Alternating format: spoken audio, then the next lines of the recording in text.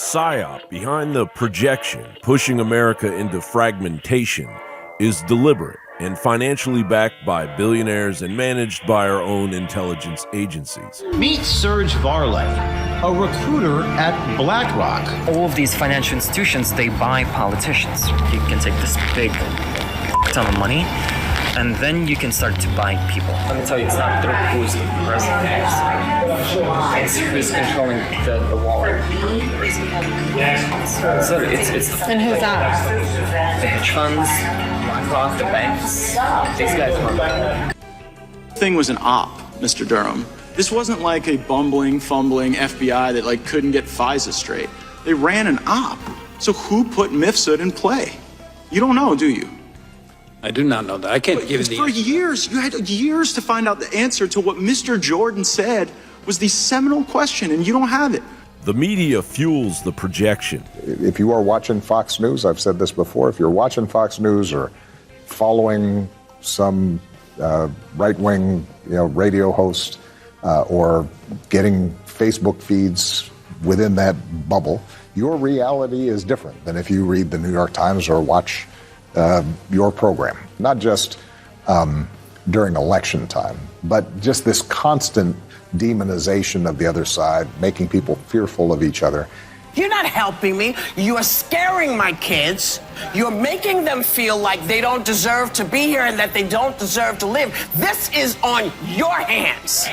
Democrats practically legislate that projection. Racism is a national security threat. Racism is a national security threat. Racism is a national security threat. Institutional racism does exist, and until we accept that, we will not finish our job. We will not elect a chief bigot of the United States of America. Our system is such that it then allows Americans, people, to act in instances in a racist manner. I remember after 9/11 when we all worked together to ensure the protection of the American people through the Patriot Act and dealing with the FISA courts. We worked together because truth is important. But Sheila Jackson would like to go a lot further than that. Lee has just introduced a bill called the Leading Against White Supremacy Act of 2023. Now, it's not an exaggeration to say this single bill would do more to criminalize speech, previously constitutionally guaranteed speech, than any other piece of legislation that has been proposed in the entire history of this country. That's not an overstatement at all, and to prove it, we're going to read directly from the bill. Here it is, quote, "A conspiracy to engage in white supremacy-inspired hate crime shall be determined to exist between two or more persons, at least one of whom published material advancing white supremacy, white supremacist ideology, antagonism based on, quote, replacement theory, or hate speech that vilifies or is otherwise directed against any non-white person or group," end quote. Now, nowhere in the legislation is the term white supremacy or white supremacist ideology ever defined. Of course it's never defined.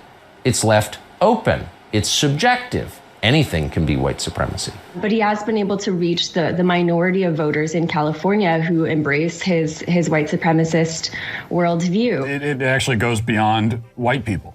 If you have the wrong ideology, then you're automatically a white supremacist. While a spoiled American generation of digital zombies consume that projection, leading to a host of actions resulting in the downfall of the only civilization they have ever known. What causes a man to shoot a 6-year-old girl and her father in the back over a basketball rolling into his yard? Kid, he walked through his yard and he said he was going to kill the kid. 6-year-old Kinsley White, her mother and father were shot on Tuesday after children from the neighborhood walked into this man's yard to retrieve a basketball. Is it merely psychosis brought on by generational systematic oppression, as we would all be led to believe by the Biden administration? And finally, we're confronting the stains of what remains a deep stain on the soul of the nation: hate and white supremacy. You know, there's a tough through line of subjugation of enslaved people from our earliest days to the reigns of radicalized terror, the KKK, to Dr. King being assassinated. in the violent, deadly insurrection on the Capitol 9 months ago, it was about white supremacy in my Or was repeat violent offender 24-year-old Robert Singletary, who has since been arrested, an unwitting disciple of the Marxist propaganda agenda projected into the minds of his generation. So do you think that the UK is too white or not? Yeah, no, I'd have to say it's too white. You want to have a conversation and present your information? Because I'm not going to give a platform to you die, you rednecks. Why don't you quit being such a waste of oxygen? Why don't you present You your want to have a conversation and present your information? Because I'm not going to give a platform to you Nazis. Why don't you go home? You can't explain your position?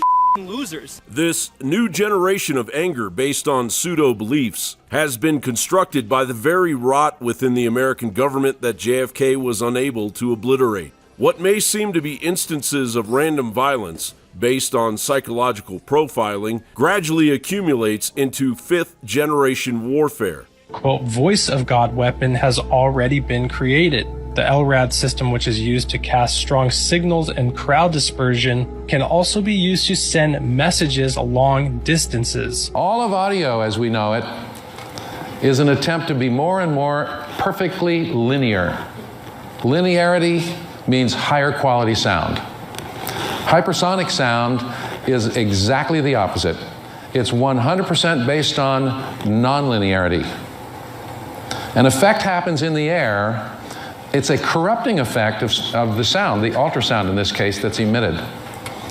But it's so predictable that you can produce very precise audio out of that effect. Now, warfare described in the year 2000 declassified U.S. Navy's Psyop Operations in the 21st Century manual, which utilized a SciNet database to communicate with the hidden Psyop community to intensely target sections of the American population until what appears as rebellion against the system is actually the system rebelling against itself. Too much of what's happening in our country today is not normal.